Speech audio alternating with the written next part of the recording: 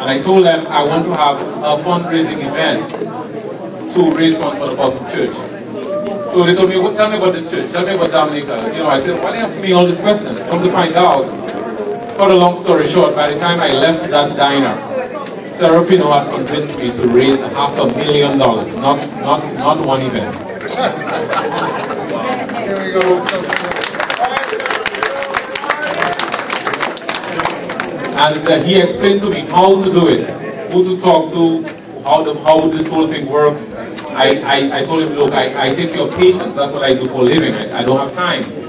And he explained to me how I can do it without it taking a lot of time. And it was really magical what happened. So we talked to Oliver. I talked to Oliver. I met with Oliver and Joe Lentini about the following week. And right there in the Starbucks, 1 block from here. And Oliver had the foresight to see that, you know what, that's something the Knights of Columbus should be involved in. And he was able to encourage the rest of his Knights to get involved. And from that, Mr. Richard Breen, who was the former Grand Knight right before Oliver, he got involved. And then we were ready to have the first event, basically. And most of the first event, if you look at the pictures that Aki was showing, most of the 10 committee members at the time of the first event were members of the Knights of Columbus. The only 2 Dominicans other than myself was Patricia Thomas. Where is she? Patricia? Patricia Thomas. And Patricia Thomas and John McLaugh. And Patricia and Oliver were the ones that organized the event last time when we had it here.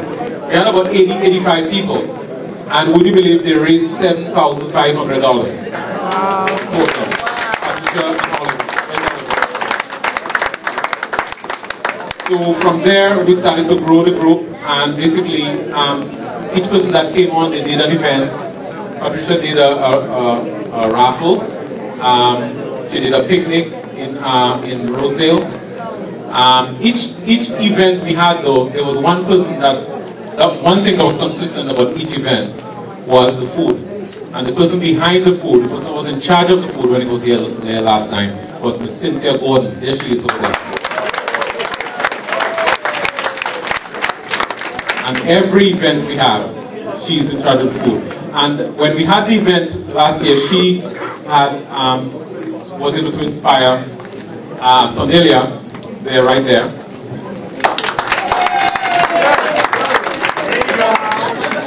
And I remember Addie was sitting right there last time, and she came on board, and she had our biggest event ever, was in the Bronx, in a barbecue, where it was raining for the whole night, and we still had 150 people. Congratulations. And then we actually had a cultural mass.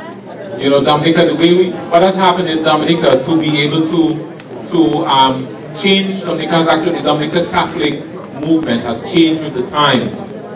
You know, the Caribbean people, they want to worship in a much more lively way than our original Catholic faith had allowed us. So they brought in calypso, they brought in reggae into the mass, and that has resulted in a cultural mass. And that is the kind of mass that they have in Dominica. So we had one in Brooklyn, organized by Vincia Fagan. There she is right there. And everybody was dressed in national costume. It was absolutely wonderful.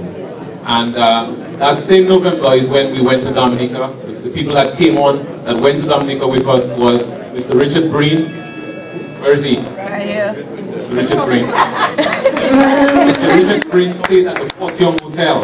He and his wife, Maureen. Believe it or not.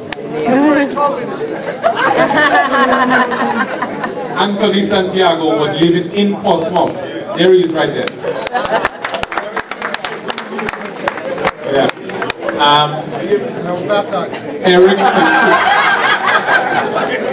And a number of them came with us. John McLaugh came with us.